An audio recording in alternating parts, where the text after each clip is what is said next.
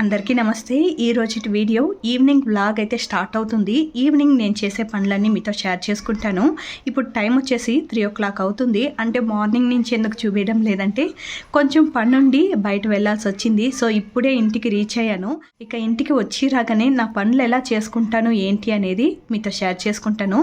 అలాగే ఒక ఇంట్రెస్టింగ్ అయిన టాపిక్తో మీ ముందుకు వచ్చేస్తాను. అంటే నా వీడియోస్ మీరు రెగ్యులర్గా చూస్తూ ఉన్నట్లయితే నా పనులు మీకు అర్థమవుతుంది, లేకపోయినా కూడా నా పనులు అనేది మీకు అర్థమవుతుంది. సో నేను పనులు చేస్తూ మీకు ఒక ఇంట్రెస్ట్ అయిన టాపిక్తో మాట్లాడుతూ ఉంటాను. వీడియోని ఎక్కడ స్కిప్ చేయకుండా చివరి వరకు చూసేయండి. వీడియో నచ్చితే లైక్ చేయడం అలాగే సబ్స్క్రైబ్ చేయడం మర్చిపోకండి. లాస్ట్ వరకు చూసిన తర్వాత ఈ వీడియో ఎవరికి యూస్ అవుతుంది అని అనిపిస్తే వాళ్ళకి షేర్ చేసేయండి. ఇక ఆలస్యం చేయకుండా వీడియోలకైతే వెళ్దాము. ఈవినింగ్ రొటీన్ అనింది కదా, ఏముందిలే, టీ పెడుతుంది, పాత్రలు కడుగుతుంది, ఇంకా మళ్ళీ ఏదైనా చిన్న స్నాక్స్ చేస్తుంది అని అనుకుని ఉంటారు కదా. కానీ అదే కాదు. ఈవినింగ్ రొటీన్ అంటే ఎప్పుడు ఒకేలాగా ఉండదు. మన ఇంట్లో పనులు చేస్తూనే ఉన్నా కూడా చేస్తూనే ఉంటామన్నమాట. రోజుకొక పని కొత్త కొత్తగా కనబడుతూ ఉంటుంది. సో ఈవినింగ్ రొటీన్ అంటే చాలానే ఉంటుందన్నమాట. ముందు చెప్పినట్లే బయట వెళ్ళేసి ఇంటికి రీచ్ అయ్యే లోపు 3:00 అయింది. 3:00 నుంచి ఇంకా ఖాళీగానే ఉంటామన్నమాట. అంటే మార్నింగే బయట వెళ్ళాలని చెప్పేసి అన్ని పనులు చకచకా చేసేసి వెళ్ళాను కాబట్టి ఇంట్లో పెద్దగా పని అయితే లేదు. సో పిల్లలు వచ్చేకి ఇంకా 45 మినిట్స్ అలా ఉంది టైము.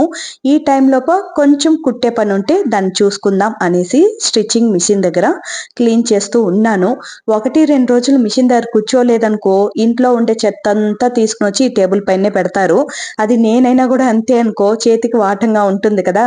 సో క్లిబ్బులని, రబ్బర్ బ్యాండ్లని, ఇక చేతికి ఏది దొరికితే అన్ని స్టాండ్ పైన పెట్టేస్తూ ఉంటాము. వాటంగా ఉంటుంది కాబట్టి. సో ఎప్పుడు మిషన్ పైన కూర్చోవాలన్నా నీట్ గా క్లీన్ చేసేసి కూర్చుంటే బాగుంటుంది అన్నమాట. సో ఆ పనే చేస్తూ ఉన్నాను. ఇక ఈ రోజు వీడియోలో ఎక్కువగా స్టిచ్చింగ్ గురించే ఉంటుంది. మీలో కొంతమందికి యూస్ కాకపోవచ్చు, కొంతమందికి యూస్ అవ్వచ్చు. నేను ఎక్కువగా స్టిచ్చింగ్ గురించి ఏమీ ఎక్స్ప్లెయిన్ చేయాలి అని అనుకోవడం లేదు. నేను చేసే పనిని మీకు చూపించాలి అని అనుకున్నానంతే. ఇక్కడ నేను బ్లౌజ్ ఆల్రెడీ స్టిచ్ చేసి పెట్టేశాను, కానీ ఫినిషింగ్ ఇంకా స్టిచ్ చేయలేదన్నమాట. లోపల భాగంలో ఫినిషింగ్ ఇంకా స్టిచ్ చేయలేదు. సో అది స్టిచ్ చేసిన తర్వాత శారీ ఫాల్స్ జిగ్జాగ్ ఎలా చేసుకుంటాననేది డీటెయిల్ గా ఈ వీడియోలో ఉంటుంది. సో దాన్ని చూస్తూ నేను చెప్పే మాటలు వినుకుంటే చాలు. ఈరోజు థంబ్నెయిల్లో చూసే ఉంటారు కదా, పవర్ ఆఫ్ పేషెన్స్. పేషెన్స్ కంపల్సరిగా అందరికీ ఉండాలి. కానీ మనలో కొంతమందికి అది అస్సలు ఉండదన్నమాట. అన్ని పనులు తొందరగా అయిపోవాలి, అనుకున్నప్పుడు అయిపోవాలి, ఆహా నేను పట్టిందల్లా బంగారం అయిపోవాలి, వెంటనే అన్ని జరిగిపోవాలి అనేసి తెగ ఆరాట పడిపోతూ ఉంటారు. మీరు ఆరాట పడినా మాత్రం ఏ పనైనా గబగబా అయిపోతుందా ఏంటి? అది ఎప్పుడు అవ్వాలో, ఎప్పుడు జరగాలో అప్పుడే జరుగుతుంది. ఎప్పుడు మన చేతికి డబ్బులు రావాలో అప్పుడే వస్తుందన్నమాట. కానీ మనకంత ఓపిక ఎక్కడ ఇచ్చాడు దేవుడు? ఓపిక అస్సలు లేదు బాబోయ్. నాకు వెంటనే అన్నీ వచ్చేవాలి, డబ్బులు వచ్చేవాలి, ఇల్లు వచ్చేవాలి, ఇంకేమేమో వచ్చేవాలి అనేసి అనుకుంటూ ఉంటారు. కానీ మనం ఓపికగా నిదానంగా కొంచెం మనసు పెట్టి ఆలోచించామనుకో డబ్బులు మన చేతికి వస్తుంది. ఇక మీరు అనుకున్న ఇల్లు వాకిల్లు అన్నీ వస్తుంది. కానీ అంత ఓపిక ఎవ్వరికీ లేదు. ఇక్కడ పట్టిందెల్లా బంగారం అయిపోవాలని వెంటనే అన్ని పనులు చేసేవాళ్ళని ఎదురు చూస్తే మాత్రం అది సగంగానే ఉంటుంది. అదే మనం ఒక పనిలో దిగినప్పుడు కాస్త ఓపికగా నిదానంగా ఉన్నామనుకో ఎప్పటికైనా సక్సెస్ అనేది దాంట్లో చూడగలుగుతాము. అంత ఓపిక లేకే సగంలో నిలిపేసి వెళ్ళిపోతూ ఉంటాము ఏ పనైనా. సో కొంచెం ఓపికగా ఉన్నామంటే ఏ పనైనా మనకి సాధ్యమే అనిదా చెప్పాలనుకుంటూ ఉన్నాను. ఇక మీలో ఎంతమందికి ఓపిక అనేది ఉందనేది తప్పకుండా హ్యాండ్స్ అప్ చేసి కమెంట్లో తెలిపేయండి. ఒకవేళ ఓపిక లేదనుకో తల బాదుకునే సింబల్ ఉంది కదా, దాన్ని పెట్టినా కూడా అడ్జస్ట్ అయిపోతానన్నమాట. ఏదో ఒకటి కమెంట్ చేయండి. మీకు ఒక కుట్టి స్టోరీ చెప్తాను. మీలో చాలా మందికి తెలిసే ఉండొచ్చు, కొంతమందికి తెలియకపోవచ్చు. తెలిసిన వాళ్ళు ఇది విందాంలే అని అనుకోకుండా కొంచెం నిదానంగా వినేయండి. ఒక కుక్క, ఒక ఏనుగు, ఇద్దరు ఫ్రెండ్స్ అన్నమాట. ఇద్దరు ప్రెగ్నెన్సీ, కుక్క ప్రెగ్నెన్సీ, ఏనుగు ప్రెగ్నెన్సీ అన్నమాట. కుక్క వచ్చేసి ఏనుగు దగ్గర చెప్తుంది నేను ప్రెగ్నెంట్ అయ్యాను అని చెప్పేసి. ఇక ఫ్రెండ్స్ అన్నాక ఆ మాత్రం షేరింగ్లు ఉంటుంది కదా. సో అలాగా కుక్క వచ్చేసి ఫస్ట్ ఏనుగు దగ్గర చెప్తుంది. ఏనుగు కూడా అంటుంది నేను కూడా ప్రెగ్నెంటే, ఇద్దరిది విశేషమే అని చెప్పేసి సంతోషపడతారనమాట. అలా అలా 2 నెలలు గడిచిపోయింది. 2 నెలలు అయిన తర్వాత కుక్క సంతోషంగా వచ్చి, "నాకు డెలివరీ అయిపోయింది. నాకు నలుగురు పుట్టారు. నీదెప్పుడు డెలివరీ?" అని అడుగుతుంది ఏనుగుని. ఏనుగేమో సైలెంట్‌గా తలోంచుకుని, "నాదేం విశేషం లేదు" అని సైలెంట్‌గా వెళ్ళిపోతుందనమాట. మళ్ళీ కొన్ని రోజుల తర్వాత మళ్ళీ కుక్కొచ్చి, "నేను మళ్ళీ ప్రెగ్నెంట్ అయ్యాను. ఏంటి నువ్వు ప్రెగ్నెన్సీ అంటున్నావు? డెలివరీ అవ్వలేదా?" అనేసి ఎగతాళిగా మాట్లాడడం స్టార్ట్ చేసిందనమాట. ఎంత ఫ్రెండ్స్ అయినా ఏదో ఒక దిక్క కొంచెం ఎగతాళి అనేది ఉండిపోతుంది కదా!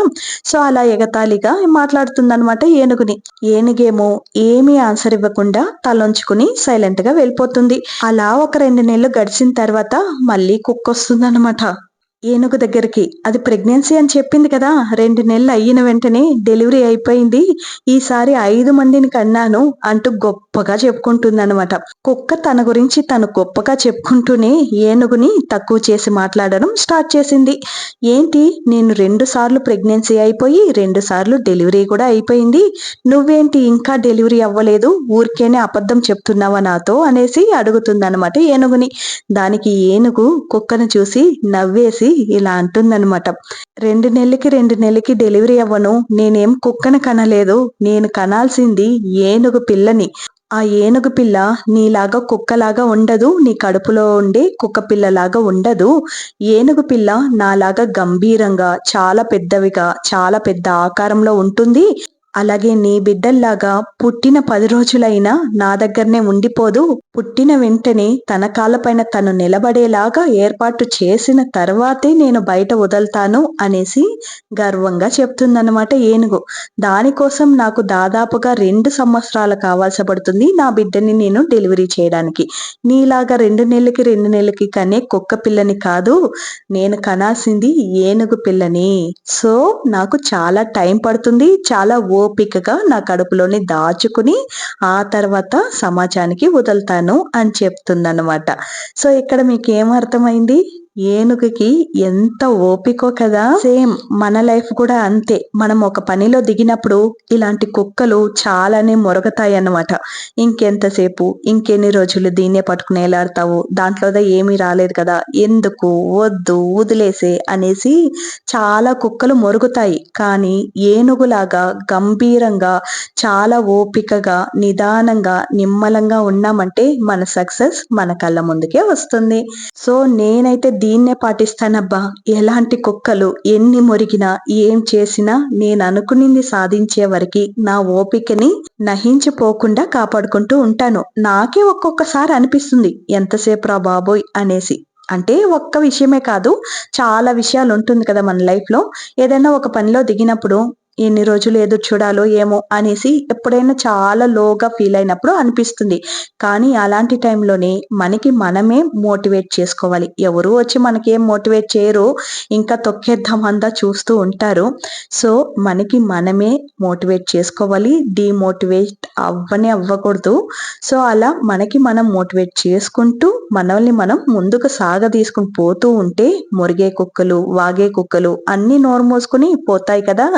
మనం చేసే పని తప్పు కానప్పుడు యా కుక్కకి భయపడాల్సిన అవసరం లేదు. మనం ఏనుగులాగా గంభీరంగా ఉండాలన్నమాట. ఎంతో వింటాము. ఎన్నో మాటలు వింటాం. అనేవాళ్ళు అంటూనే ఉంటారు. వాళ్ళకి పని పాట లేకదా మన గురించి ఆలోచించి, మన గురించి ఏమైనా టాపిక్‌లు మాట్లాడుకుంటూ ఉంటారు అనేది నా ఉద్దేశం. సో, వాళ్ళెందుకు అలా టైం వేస్ట్ చేసుకుంటున్నారో మనకైతే తెలీదు కదా! మనం మాత్రం అలా టైం వేస్ట్ చేసుకోకుండా మన పనిని మనం చూసుకుంటూ పోతేనే హాయిగా ఉంటుందన్నమాట. ఇది ఎవ్వరిని ఉద్దేశించి చెప్పింది కాదు. అందరికీ రిలేట్ అయ్యే మాదిరే చెప్తున్నాను.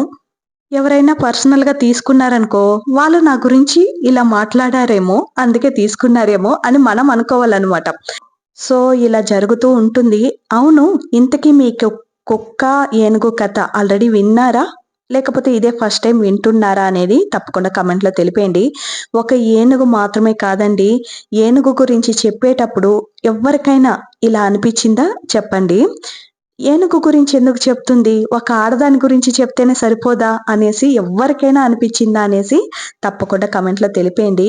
ఒక ఆడది, అది అమ్మయినా, అక్కయినా, చెల్లయినా, ఇంకెవ్వరైనా, ఒక ఆడది ఒక 10 నెలలు తన బిడ్డని ఎంత ఓపికగా కడుపులో దాచుకుని 10 నెలలు పూర్తి అయిన తర్వాతే డెలివరీ అవుతుంది. తనకి తెలుసు ఈ 10 నెలలు ఎలా ఉంటుందనేసి తనకి ముందుగానే తెలుసు. వాంతులవుతుంది, అన్నం సగించదు, నీరసంగా ఉంటుంది, నడవని ఓపిక ఉండదు, ఎన్నో ఇబ్బందులొస్తుంది. అయినా మన బిడ్డ మన చేతికొస్తుంది అనే ఒక్క సంతోషంకి 10 నెలలు ఓపికగా భద్రంగా దాచుకుని మళ్ళీ డెలివరీ అయిన తర్వాత ఒక్క సెకండ్‌లో ఆ నొప్పులన్నీ మర్చిపోతుంది చూడు. ఆడది కూడా ఎంతో గ్రేట్. ఎవరికైనా అనిపించిందా అనేది తప్పకుండా కమెంట్‌లో తెలిపేయండి. ఈ ఓపిక ప్రతి ఒక్క విషయంలో ఉంటే మనం అన్నిటిని సాధించగలుగుతాం.